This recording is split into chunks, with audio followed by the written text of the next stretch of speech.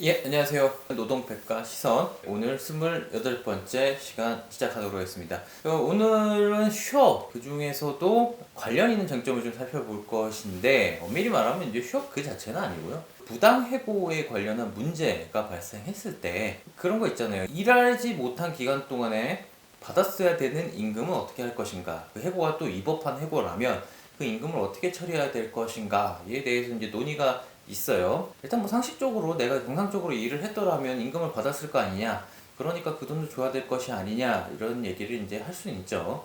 근데 이제 성격 자체가 임금은 아니고요. 이것은 이제 손해배상조로 이제 금액을 줘야 되는 상황인데, 오늘 이와 관련해서 그 한도는 어디고 그 제한은 어딜까, 이런 내용을 좀 살펴보려고 하는 겁니다. 예, 간단히 사례 설명 쉽게 해드리고 시작하시죠. 네, 이제 상담 진행하다 보면은 해고 사건에서 이런 질문 굉장히 많이 받아요. 해고 기간 동안에 내가 일을 해도 되느냐, 일을 하게 됐을 때는 나중에 그 처리는 어떻게 되느냐. 여러분들 중에서도 이제 부당해고 당한 분이 계시면은 이 부분 되게 궁금하실 거예요. 노동위원회 제도가 아무리 빠르다고 신속하고 진행된다고 하더라도 뭐 최소 2달, 그리고 또 종료일까지 가게 되면 한 5달 이렇게 소요되기 때문에 그 기간 동안에 근로자로서는 일을 안 하자니 당장의 생계가 막막하고, 일을 하자니 부당해고 구제 신청 절차에 피해를 주진 않을까, 이런 염려가 있을 거예요. 먼저 말씀드리면은 아까 김동우 선생님이 말씀하셨던 것처럼 이것은 손해배상의 성격이에요. 우리가 부당해고를 주장하잖아요. 부당해고니까 사용자 너 때문에 내가 일을 못했다는 그 내용을 주장하는 거예요. 이런 경우에 민법은 쌍무계약에서 당사자 일방의 채무가 채권자의 귀책 사유로 이행할 수 없게 됐을 때는 채무자는 상대방의 이행을 청구할 수 있다. 그러니까 나의 근로제공 의무가 회사의 부당해고라는 귀책 사유로 인해서 제공하지 못하게 됐을 때는 나는 상대방의 급부인 임금을 청구할 수 있습니다. 그런데 그 다음 항에 이런 내용이 나와요. 다만 이제 근로제공 의무를 면함으로써 나의 채무를 면함으로써 얻은 이익이 있으면은 그거는 채권자한테 반환해야 한다. 이런 조항이 있어요.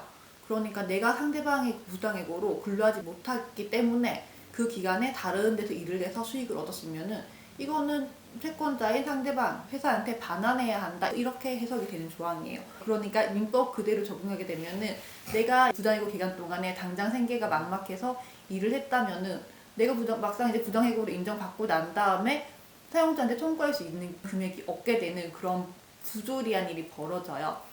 이게 지금 이제 민법에 따른 조항이고, 여기에 대해서 이제 어떻게 하느냐, 난 일을 하면 안 되느냐, 이런 질문을 하실 텐데, 우리 노동법에는 지난번에 27번 영상에서 설명을 했듯이 휴업수당이라는 그런 제도가 있습니다.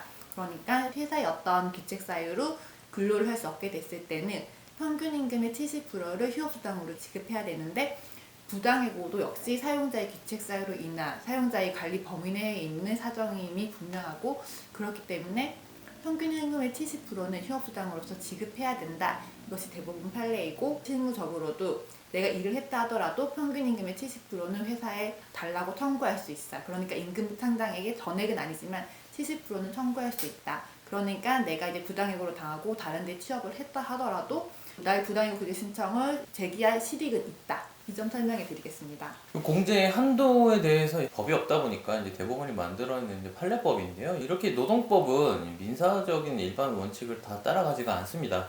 일부 내용은 수정하기도 하고 우선시되는 내용들도 상당히 많고요. 사실 이제 부조리하잖아요. 사실 전체를 삭감한다는 내용이 사용자 귀책 사유로 일을 안 한 기간에도 휴업수당만큼 주도록 되어져 있는 우리 근로기준법을 차용해서 그 한도를 제한한 법이에요. 그러니까 최대 30%까지는 그래도 공제될 수는 있다. 이렇게 이해하시면 편하고요. 사실 웬만한 수준의 노동을 해버리면 30%는 거의 공제됩니다.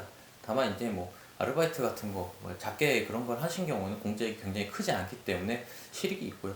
한 가지 더 팁을 좀 드리면은, 이 공제될까봐 일을 하지 않는 거는 굉장히 좀 아닌 거예요. 그거는 공제 금액을 빼고라도 액수는 상당히 큽니다. 그러니까 일은 적극적으로 하시는 게 나을 수도 있습니다. 왜냐하면 수년이 걸릴 수도 있는 문제이기 때문에, 물론 짧게 걸리는 문제라면은 공제 금액을 굳이 다툴 필요가 없지만 수년이 걸린 문제라면 당연히 어느 정도 예상을 하고 하시는 게 맞죠. 이 밖에 또 기타 전화 말씀 주시죠. 이제 우리가 청구하는 것은 임금이 아니라 임금 상당액이에요. 임금이랑은 분명히 다릅니다. 임금은 근로의 대가인 거고, 이것은 근로하지 못한 기간 동안의 손해배상이에요.